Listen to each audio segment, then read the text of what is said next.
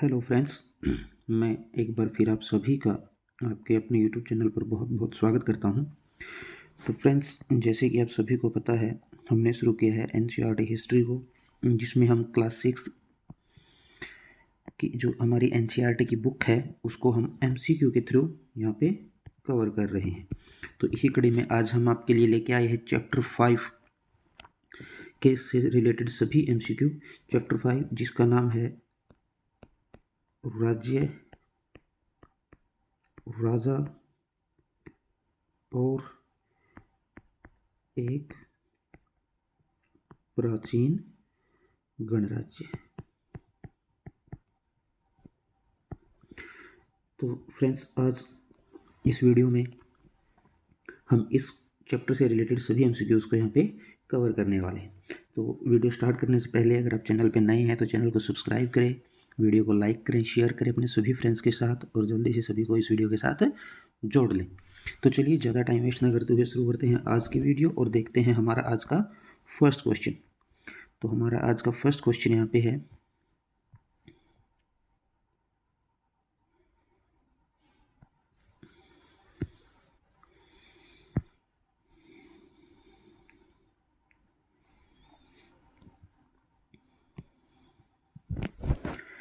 आज से 3000 वर्ष पूर्व कुछ लोग जिस प्रक्रिया द्वारा राजा बने उस प्रक्रिया को क्या कहते हैं? कबीलों द्वारा चुने जाने पर, बड़े बड़े यज्ञ आयोजित करके, पैतृक उत्तराधिकार द्वारा, या फिर इनमें से कोई नहीं। तो आज से 3000 वर्ष पूर्व जो राज्य बने थे, उनके जो राजा थे वो किस प्रकार से उनके शासक बने थे? वो बने थे बड़े बड़े यज्ञों का आयोजन करवा के, बड़े बड़े यज्ञों का आयोजन करवा के। और ये जो यज्ञ थे, ये जो यज्ञ थे, इनमें जो सबसे महत्वपूर्ण यज्ञ था वो था अश्वमेध यज्ञ। अश्वमेध यज्ञ। तो इसमें क्या होता था कि कोई राजा जो अश्वमेध यज्ञ करवाता था वो एक अश्व छोड़ता था। अश्व मतलब घोड़ा, अश्व मतलब घोड़ा। वो क्या करता था, एक अश्व छोड़ता था। तो वो जो अश्व था, जिन जिन राज्यों में से वह निर्बाध निकल जाता था, मतलब उसको कोई नहीं रोकता था, तो वो राज्य उस राज्य के अंडर में आ जाते थे। और जब भी कोई उसको घोड़े को रोकता था तो उसको क्या करना पड़ता था, जिस राजा ने अश्वमेध यज्ञ किया है उसको युद्ध में हराना पड़ता था। ठीक है, तो यहाँ पे हमारा जो राइट आंसर है वो होगा option B. Option B is our right answer. चलिए देखते हैं अपना नेक्स्ट क्वेश्चन। और हमारा नेक्स्ट क्वेश्चन यहाँ पे है, युद्ध क्षेत्र में राजा का सहचर, सहचर का मतलब होता है साथी, जो साथ रहे, कौन होता था? कमांडर, महामंत्री, सारथी, पुरोहित। तो यहाँ पे जब राजा युद्ध करने जाता था तो युद्ध क्षेत्र में उसके साथ जो उसका सहचर रहता था वो था उसका सारथी। सारथी कौन होता है? रथ चलाने वाला। सारथी कौन होता है? रथ चलाने वाला। जैसे महाभारत के युद्ध में श्री कृष्ण जो थे वो क्या थे? अर्जुन के सारथी थे या सहचर थे। ठीक है, तो यहाँ पे हमारा जो आंसर होने वाला है वो होगा हमारा ऑप्शन सी, सारथी। चलिए देखते हैं अपना नेक्स्ट क्वेश्चन।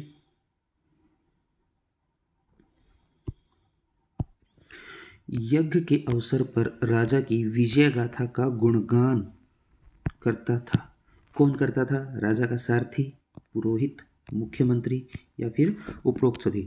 जब भी कोई राजा बनने के लिए किसी बड़े यज्ञ का आयोजन करता था तो उसमें जो राजा की विजय गाथा का गुणगान होता था उसको करते थे पुरोहित। कौन करता था उसको? पुरोहित। पुरोहित का क्या काम होता था? वो यज्ञ का आयोजन करता था और राजा की जो विजय गाथा थी उनका गुणगान करता था। तो हमारा जो आंसर यहाँ पे होने वाला है दैट इज ऑप्शन बी। चलिए देखते हैं अपना नेक्स्ट क्वेश्चन। और हमारा नेक्स्ट क्वेश्चन यहाँ पे है, वर्ण व्यवस्था के अनुसार निम्न लोगों को वेदों का अध्ययन का अधिकार नहीं था। देखिए, जब वर्ण व्यवस्था बनाई गई थी तो उसमें क्या किया गया था? 4 वर्ण बनाए गए थे। कितने वर्ण बनाए गए थे? 4 वर्ण बनाए गए थे। और वो 4 वर्ण कौन कौन से थे? वो 4 वर्ण थे हमारे ब्राह्मण, उसके बाद हमारे क्षत्रिय, उसके बाद वैश्य और शूद्र। ठीक है, ये 4 वर्ण बनाए गए थे वर्ण व्यवस्था में। तो इसमें जो 4 वर्ण अलग अलग बनाए गए थे उनके अलग अलग काम सौंपे गए थे। ठीक है, जैसे जो ब्राह्मण थे वो क्या करते थे, वो अध्ययन और अध्यापन करते थे और यज्ञ करवाते थे, जिसके लिए उन्हें क्या मिलते थे, उपहार मिलते थे। ठीक है, उसके बाद दूसरे थे क्षत्रिय। क्षत्रिय का काम क्या था, वो युद्ध करेंगे और लोगों की रक्षा करेंगे। जो वैश्य थे वो क्या करेंगे, उनको दिया गया था खेती का काम, पशुपालन और व्यापार। ठीक है, और शूद्र जो थे, शूद्रों को क्या दिया गया था, शूद्रों को दिया गया था ये जो तीनों वर्ण थे इनकी सेवा करना। ठीक है, तो इन्हीं शूद्र को आगे चल के अछूत बोला गया था। इनको आगे चल के क्या बोला गया था, अछूत। तो इसीलिए इन चारों वर्ण व्यवस्थाओं में जो शूद्र थे उनको वेदों के जो अध्ययन था उसकी अनुमति नहीं दी गई थी। और इनके साथ साथ, शूद्रों के साथ साथ जो महिलाएं थी, कौन, जो महिलाएं थी, उनको भी यह अधिकार नहीं दिया गया था। ठीक है, तो यहाँ पे हमारा जो ऑप्शन डी है, ए व बी दोनों, वो हमारा क्या होगा, यहाँ पे राइट आंसर होगा। ठीक है, शूद्रों को और महिलाओं को वेदों के अध्ययन की अनुमति नहीं दी गई थी, अधिकार नहीं दिया गया था। चलिए नेक्स्ट क्वेश्चन।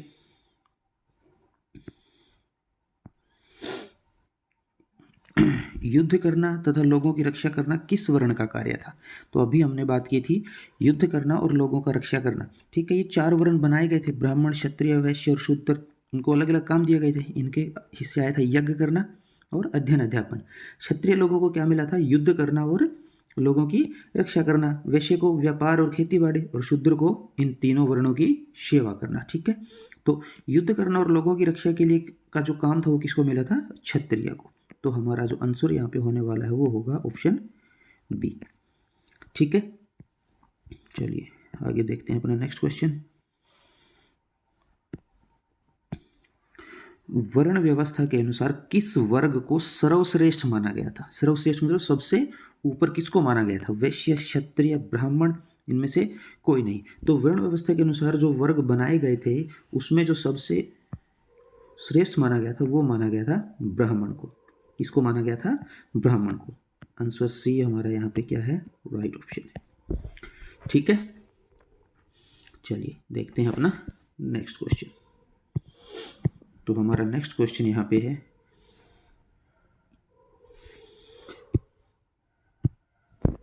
जनपद का शाब्दिक अर्थ क्या है। जनपद, जनपद का शाब्दिक अर्थ, कृषक का स्थान, जन के बसने की जगह, लोगों की पदवी, या फिर इनमें से कोई नहीं। तो जनपद का जो शाब्दिक अर्थ है वो है जन के बसने की जगह। मतलब इंसान ने, जनपद, जन का मतलब है इंसान, पद का मतलब है पैर। जहाँ पे इंसान के पैर पड़े, मतलब जहाँ पे इंसान बस गया उसको क्या बोला गया, जनपद। तो जहाँ पे आदमी मानव बस गया उसको बोला गया जनपद। जन के बसने की जगह, जन मतलब जनता या आदमी, जनता के बसने की जगह। तो ऑप्शन बी जो हमारा यहाँ पे है that is our right option. चलिए देखते हैं अपना नेक्स्ट क्वेश्चन। और हमारा नेक्स्ट क्वेश्चन यहाँ पे है, महाजनपद काल में कौन सा कर सबसे महत्वपूर्ण था। जो महाजनपद काल था उसमें उस समय पे क्या थे, अलग अलग कर लगाए गए थे लोगों के ऊपर। ठीक है, तो उसमें जो सबसे महत्वपूर्ण जो कर था वो कौन सा था, फसलों पर लगाया गया कर, कारीगरों पर लगाया गया कर, व्यापारियों पर लगाया गया कर, या क्रिकेटरों पर लगाया गया कर। तो इन सब में जो सबसे महत्वपूर्ण था वो था फसलों पे लगाया गया कर। Answer is option A. जो फसलों पे कर लगाया गया था वो सबसे महत्वपूर्ण था। ठीक है, चलिए देखते हैं अपना नेक्स्ट क्वेश्चन। और हमारा नेक्स्ट क्वेश्चन यहाँ पे है, महाजनपदों का उदय, महाजनपदों का उदय कब हुआ। 2000 साल पहले, 2500 साल पहले, 3500 साल पहले, या फिर इनमें से कोई नहीं। तो जो महाजनपद थे उनका उदय हुआ था लगभग 2500 वर्ष पूर्व, 2500 साल पहले। ठीक है, और ये जो महाजनपद बने थे इनकी एक विशेषता होती थी कि कई बार क्या होता था, जो कई महाजनपद है ना एक साथ, उन सब में क्या होता था, एक राजधानी होती थी। उन सब की एक राजधानी होती थी। कई महाजनपदों की एक साथ एक राजधानी होती थी। ठीक है, चलिए देखते हैं अपना नेक्स्ट क्वेश्चन। और हमारा जो नेक्स्ट क्वेश्चन है, शिकारी तथा खाद्य संग्रहक राजा को क्या देते थे? तो जैसे जो महाजनपद व्यवस्था थी उसमें क्या थी, सभी के ऊपर कोई ना कोई कर लगाया गया था, सभी को कोई ना कोई कर देना पड़ता था। ठीक है, तो उसी व्यवस्था में जो शिकारी और खाद्य संग्राहक थे वो कर के रूप में राजा को क्या देते थे? भेड़ बकरियां, जंगल से प्राप्त वस्तुएं, अस्त्र शस्त्र, या फिर इनमें से कोई नहीं। तो जो शिकारी थे और जो खाद्य संग्राहक थे वो कहाँ रहते थे? जंगलों में रहते थे। तो उनके पास देने के लिए क्या होता था? उनके पास देने के लिए सबसे महत्वपूर्ण होता था जंगल से प्राप्त वस्तुएं। उनके पास क्या होता था? जंगल से प्राप्त वस्तुएं। तो ऑप्शन हमारा है यहाँ पे B, that is right answer. चलिए देखते हैं अपना नेक्स्ट क्वेश्चन। और हमारा नेक्स्ट क्वेश्चन यहाँ पे है, मगध की प्रारंभिक राजधानी, जो सबसे महत्वपूर्ण जनपद उस समय पे था वो था मगध। कौन सा? मगध। तो यहाँ पे हमें बताना है मगध की प्रारंभिक राजधानी। मगध की दो राजधानियाँ बनी थी, एक आरंभ में थी, उसके बाद एक दूसरी बनाई गई थी। ठीक है, तो जो मगध की प्रारंभिक राजधानी थी वो कौन सी थी? पाटलिपुत्र, दिल्ली, प्रयाग, या फिर राजगृह? तो मगध की जो प्रारंभिक राजधानी थी वो थी राजगृह। मगध की प्रारंभिक राजधानी क्या थी? राजगृह थी। और मगध क्या था? उस समय का सबसे महत्वपूर्ण क्या था? जनपद था। और इसकी जो महत्वपूर्णता थी उसमें जो सबसे महत्वपूर्ण जो दो चीजें थी उनमें एक तो था नदियां। मगध के पास से दो नदियां होकर गुजरती थी, एक गंगा और एक सोन। तो ये जो दोनों नदियां थी इसकी वजह से क्या था, मगध का जो क्षेत्र था वो काफी उपजाऊ था। इन दोनों नदियों के बहने की वजह से वहां पे क्या था, जो क्षेत्र था बहुत उपजाऊ था, फसलें वगैरह अच्छी होती थी। और दूसरा जो महत्वपूर्ण स्रोत था यहाँ का वो था, यहाँ पे जो जंगल के एरिया थे, जो जंगल का एरिया था उसके अंदर क्या था, लौह अयस्क था। क्या था? लौह अयस्क। तो ये जो दो चीज़ें थी जिन्होंने मगध को बहुत महत्वपूर्ण बनाया, एक तो थी वहाँ से बहने वाली नदियाँ और दूसरे थे वहाँ के लौह अयस्क के भंडार। ठीक है, और मगध की जो प्रारंभिक राजधानी बनी थी वो बनी थी राजगृह, और राजगृह के बाद जो राजधानी बनी थी वो बनी थी पाटलिपुत्र। राजगृह के बाद कौन बनी थी? पाटलिपुत्र। चलिए देखते हैं अपना नेक्स्ट क्वेश्चन। सबसे महत्वपूर्ण जनपद बनकर उभरा, तो कौन उभरा था? मगध। अभी हमने बात की थी मगध। और मगध को महत्वपूर्ण बनाने के जो दो मेन मुख्य कारण थे वो क्या क्या थे? नंबर एक नदियाँ। नदियाँ कौन सी? गंगा और सोन। और दूसरे लौह अयस्क के भंडार। किसके? लौह अयस्क के भंडार। लौह अयस्क के भंडार। तो यहाँ पे जो महत्वपूर्ण जनपद बन के उभरा था वो कौन था? मगध। तो हमारा आंसर ए जो यहाँ पे है दैट इज राइट आंसर। ठीक है, चलिए देखते हैं अपना नेक्स्ट क्वेश्चन।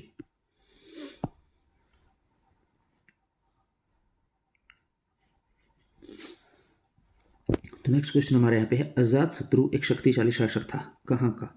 अवंती का, कौशल का, मगध का, या फिर वज्जी संघ का? तो अजातशत्रु जो थे वो एक महत्वपूर्ण या शक्तिशाली शासक थे वज्जी संघ के। किसके? वज्जी संघ के। और ये जो अजातशत्रु थे इनके एक मंत्री थे, उस मंत्री का नाम था वशक्कार। मंत्री का क्या नाम था? वशक्कार। तो ये जो वशक्कार थे, ये जब वज्जी जो संघ है वो फल फूल रहा था तो ये सलाह लेने के लिए महात्मा बुद्ध के पास गए थे। किसके पास गए थे? महात्मा बुद्ध के पास। तो महात्मा बुद्ध के पास ये सलाह लेने के लिए गए थे कि हम अपने राज्य को या हमारे राज्य को खुशहाल कैसे रख सकते हैं, या हमारा राज्य कैसे उन्नति करता रहे। तो उस टाइम पे महात्मा बुद्ध ने ये बात बोली थी कि वज्जी में लगातार या नियमित रूप से सभाएं होनी चाहिए, सभी सदस्य उपस्थित होने चाहिए। ठीक है, तो आपस में मिलजुल के काम करें, पारंपरिक नियमों का पालन करें, बड़ों का सम्मान करें, समर्थन करें, उनकी बातों पर ध्यान दें, महिलाओं का सम्मान करें, उन्हें बंधक ना बनाया जाए, शहरों और गाँव का जो रख रखाव है उसका ध्यान रखा जाए, और जो संत हैं उनका सम्मान करें। तो अगर ये सभी काम वज्जी में होते रहेंगे तो वज्जी जो है वो फलता फूलता रहेगा, हमेशा उन्नति करता रहे। ठीक है, चलिए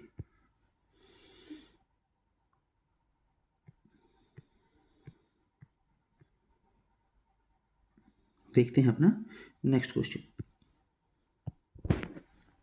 तो हमारा नेक्स्ट क्वेश्चन है, बिहार में स्थित मगध की पहली राजधानी थी। बिहार में स्थित मगध की पहली राजधानी कौन थी? तो पहली राजधानी थी राजगृह। बिहार में जो मगध स्थित था जनपद, उसकी पहली राजधानी कौन थी? राजगृह। और पाटलिपुत्र उसकी कौन सी राजधानी बनी? दूसरी राजधानी बनी। तो हमारा जो आंसर यहाँ पे होने वाला है वो होगा ऑप्शन ए। ठीक है, चलिए नेक्स्ट क्वेश्चन।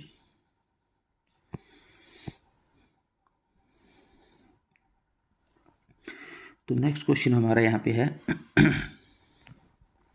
सिकंदर कहाँ का राजा था? मैसिडोनिया, मंगोलिया, फारस या फिर इटली?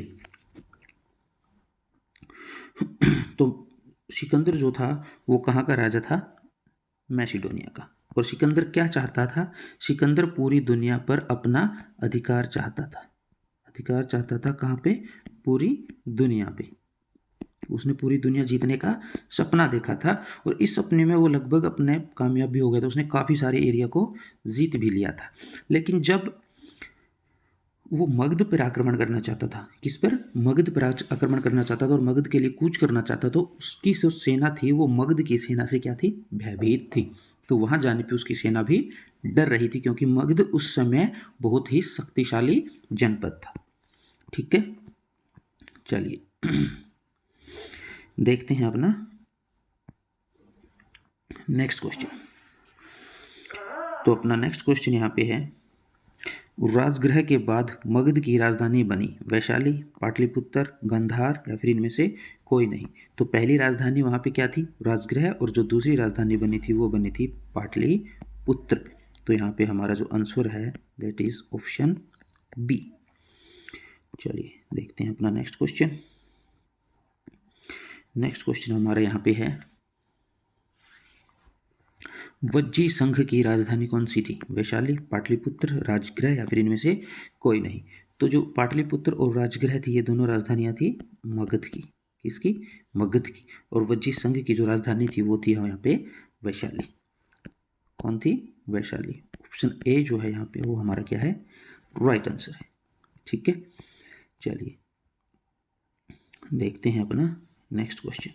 तो हमारा नेक्स्ट क्वेश्चन है, वज्जी संघ का वर्णन जिस निकाय में मिलता है। वज्जी संघ का जो वर्णन है वो किस निकाय में मिलता है?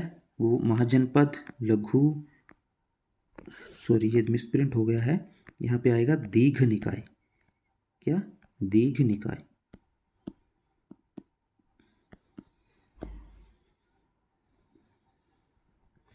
दीघ निकाय या फिर इनमें से कोई नहीं। तो जो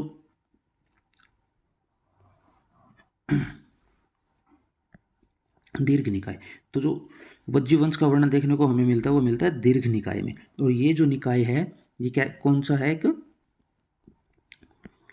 प्रसिद्ध बौद्ध ग्रंथ है। क्या है? प्रसिद्ध बौद्ध ग्रंथ। ठीक है, तो हमारा जो आंसर है यहाँ पे वो होगा ऑप्शन सी, दीर्घ निकाय। ठीक है, चलिए देखते हैं अपना नेक्स्ट क्वेश्चन। तो हमारा नेक्स्ट क्वेश्चन यहाँ पे है, सिकंदर ने भारत पर आक्रमण किया तो कब किया? 1500 साल पहले, 2300 साल पहले, 2000 साल पहले या फिर 2800 साल पहले? तो जो सिकंदर ने भारत पे आक्रमण किया वो किया लगभग 2300 वर्ष पूर्व। लगभग 2300 वर्ष पूर्व। तो हमारा जो आंसर यहाँ पे होगा वो होगा ऑप्शन बी। चलिए देखते हैं अपना नेक्स्ट क्वेश्चन।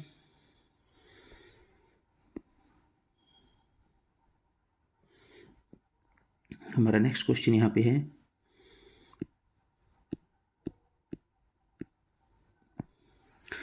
किलों के संबंध में कौन सा वाक्य सत्य नहीं है? किले इसलिए बनवाए गए क्योंकि लोग दूसरे राजाओं के हमलों से डरते थे। ये बात बिल्कुल सही है। किले क्या थे? सुरक्षा के लिए बनाए गए थे। किलेबंदी के कारण राजा लोगों को आसानी से नियंत्रित कर सकते थे। बिल्कुल अपनी जनता के ऊपर नियंत्रण रखने के लिए ही किले बनाए गए थे और उनकी ऊंचे ऊंचे दीवारें बनाई गई थी। कुछ राजा अपने शहरों के चारों ओर बहुत बड़ी, ऊंची और प्रभावशाली दीवारें बनवाकर यह भी दिखाना चाहते थे कि वे कितने अमीर और शक्तिशाली हैं। तो किले जो थे वो राजा के वैभव को दिखाने का भी एक जरिया थे। ठीक है, तो यहाँ पे जो सभी कथन हमारे यहाँ वो क्या है? सत्य है। इनमें से कोई भी बात किलों से रिलेटेड गलत नहीं है। ठीक है, तो यहाँ पे हमारा जो ऑप्शन होगा वो होगा आंसर डी। सभी कथन जो है यहाँ पे सत्य है। ठीक है, हमलों से डरते थे लोगों को नियंत्रण करने के लिए और अपनी शक्ति का प्रदर्शन करने के लिए, इसीलिए किलों का निर्माण करवाया गया था। ठीक है, चलिए देखते हैं अपना नेक्स्ट क्वेश्चन। और हमारा नेक्स्ट क्वेश्चन यहाँ पे है, उत्तर वैदिक पुस्तकों के संबंध में कौन सा वाक्य सत्य नहीं है?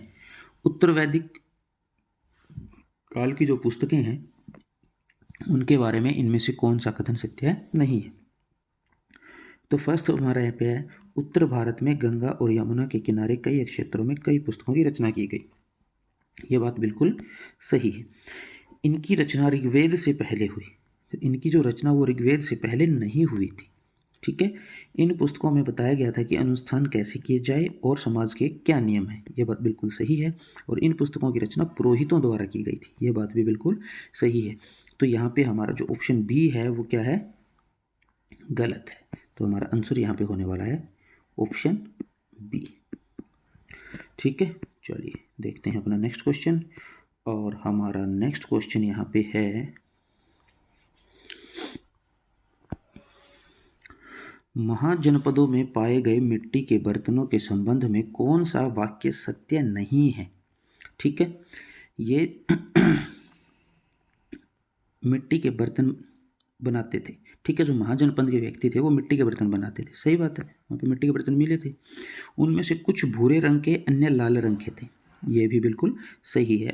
इन ग्रे बर्तनों पर चित्रित डिजाइन होते थे। आमतौर पर ज्यामितीय पैटर्न में सरल रेखाएं होती थी। तो इनके ऊपर जो डिजाइनिंग की जाती थी वो ज्यामितीय पैटर्न में क्या बनाई जाती थी? सरल रेखाएं बनाई जाती थी। ठीक है, या फिर सभी कथन सत्य हैं। तो यहाँ पे हमारा आंसर होगा सभी कथन सत्य हैं। सभी कथन क्या है? सत्य हैं। जो महाजनपद में मिट्टी के बर्तन थे उसके संबंध में ये तीनों ही बातें यहाँ पे सही साबित होती हैं। तो हमारा आंसर यहाँ पे होने वाला है ऑप्शन डी। चलिए देखते हैं अपना नेक्स्ट क्वेश्चन। और हमारा नेक्स्ट क्वेश्चन यहाँ पे है,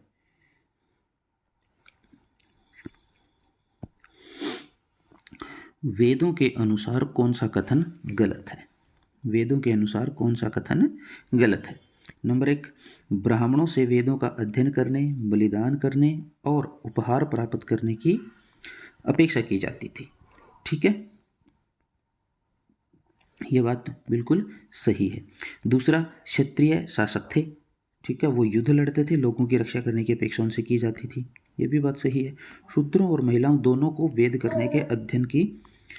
अध्ययन करने की अनुमति थी। ये बात गलत है। ठीक है, शूद्रों और महिलाओं को वेदों के अध्ययन करने की अनुमति नहीं थी।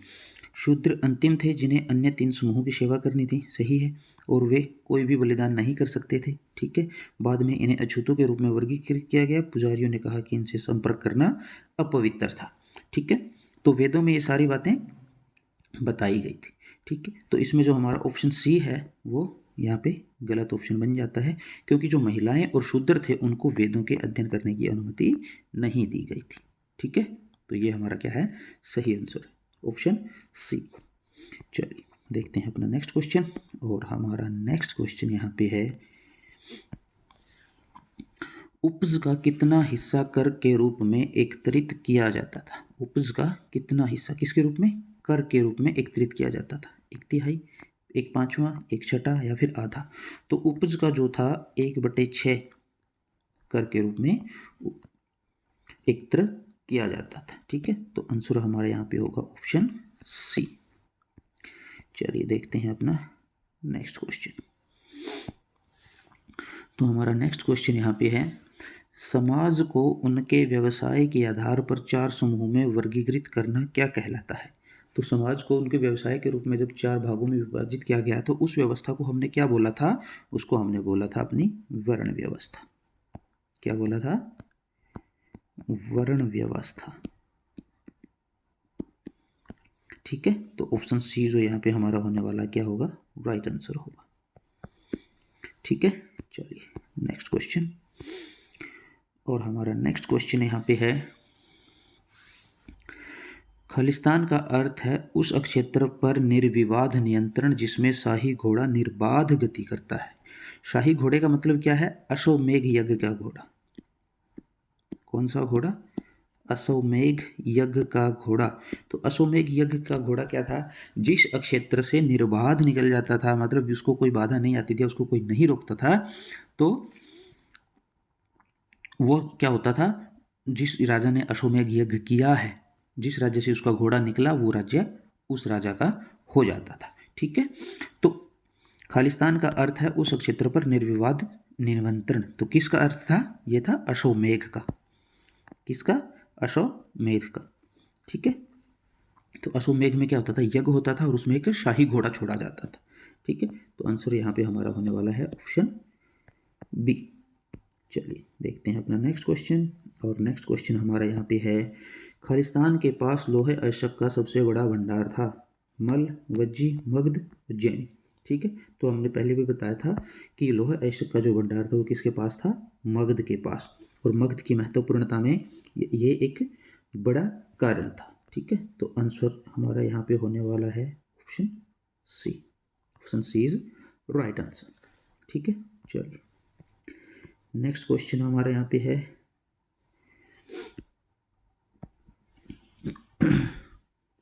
निम्नलिखित में से कौन उस काल के बड़े शहरों की राजधानी नहीं थी? पावा, चंपा, राजगृह या फिर अंग। तो इनमें से जो अंग है वो किसी बड़े शहर की राजधानी नहीं थी। तो आंसर यहाँ पे हमारा होने वाला है ऑप्शन डी। चलिए देखते हैं अपना नेक्स्ट क्वेश्चन। और हमारा नेक्स्ट क्वेश्चन यहाँ पे है, किसान अपने उपज का छठा भाग राजा को देते थे। किस रूप में? कर के रूप में। किस रूप में? कर के रूप में। ठीक है, तो उसको क्या कहते थे? भागा, भग, हिस्सा या भोरा। तो वो जो कर दिया जाता था उस कर को बोला जाता था भग। ठीक है, क्या बोला जाता था? भग। तो हमारा जो यहाँ पे आंसर होने वाला है दैट इज ऑप्शन बी। चलिए नेक्स्ट क्वेश्चन। नेक्स्ट क्वेश्चन यहाँ पे हमारा है, कृषि क्षेत्र में किसान के रूप में, कृषि क्षेत्र में किसान के रूप में किसने काम किया? दास, भूमिहीन लोग या महिलाएं, राजा, पुरोहित, महिलाएं। राजा तो काम करेंगे नहीं। दास, शूद्र, वैश्य। तो जो दास और शूद्र थे वो भी काम नहीं करते थे, वो सिर्फ सेवा करते थे। और डी है दास, ब्राह्मण और क्षत्रिय। ब्राह्मण और क्षत्रिय भी खेतों में काम नहीं करते थे। तो यहाँ पे क्या है? दास जो भूमिहीन लोग हैं और महिलाएं हैं उनको क्या था?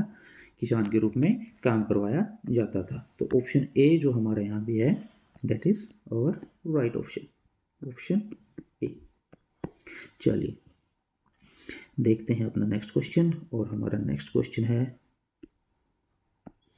शासक नियमित कर क्यों वसूलते थे? जो शासक थे वो नियमित रूप से कर क्यों वसूलते थे? नंबर 1, विशाल किलों का निर्माण करवाने के लिए। ठीक है, नंबर 2, बड़ी सेनाओं को बनाए रखने के लिए। नंबर 3, ए और बी दोनों, या फिर नंबर डी इनमें से कोई नहीं। तो जो राजा कर वसूलते थे वो विशाल किले बनाने के लिए और अपनी सेना के रख रखाव के लिए। तो हमारा जो आंसर है यहाँ पे वो होगा ऑप्शन सी। क्योंकि किलों का निर्माण करने के लिए क्या? पैसा चाहिए। और बड़ी जनता को, बड़ी सेना को रखने के लिए या उसके रख रखाव के लिए भी क्या चाहिए? धन की आवश्यकता होती है। और उसकी पूर्ति करने के लिए वो क्या करते थे? कर की वसूली करते थे। चलिए देखते हैं अपना नेक्स्ट क्वेश्चन। नेक्स्ट क्वेश्चन यहाँ पे है, खालिस्तान और उसकी सहायक नदियाँ मगध राज्य से होकर बहती थी। सिंधु, यमुना, ताप्ती और गंगा। तो हमने बताया था मगध में 2 महत्वपूर्ण नदियाँ बहती थी। नंबर 1 थी गंगा और दूसरी थी उसकी सहायक नदी कौन सी? सोन। ठीक है, तो यहाँ पे हमारा जो सही आंसर होगा वो होगा option D. Right answer is option D. ठीक है, चलिए देखते हैं अपना नेक्स्ट क्वेश्चन। और हमारा नेक्स्ट क्वेश्चन है, शासकों के लिए उपहार कौन लाता था? वैश्य, शूद्र, ब्राह्मण या फिर इनमें से कोई नहीं। तो शासकों के लिए जो उपहार थे वो कौन लेके आते थे? वैश्य। वैश्य कौन थे? जो खेती बाड़ी और व्यापार करते थे। ठीक है, ऑप्शन ए। क्योंकि जो शूद्र थे वो तो वैसे ही अछूत माना जाता था, उनको उनसे तो कोई उपहार लेने का मतलब ही नहीं बनता। और ब्राह्मण जो थे वो क्या थे? यज्ञ करते थे और राजा की जो विजय गाथा है उसका गुणगान करते थे। ठीक है, तो फ्रेंड्स आज की वीडियो में इतना ही। आज हमने चैप्टर 5 से रिलेटेड सभी एमसीक्यूज़ को यहाँ पे देखा। आशा करते हैं आज की वीडियो आपको पसंद आई होगी। अगर वीडियो पसंद आई है तो वीडियो को लाइक करें, अपने फ्रेंड्स के साथ शेयर करें और चैनल को सब्सक्राइब करें। तो मिलते हैं आपसे नेक्स्ट वीडियो में एक नए चैप्टर के एमसीक्यूज़ के साथ। तब तक के लिए थैंक यू। जय हिंद, जय भारत।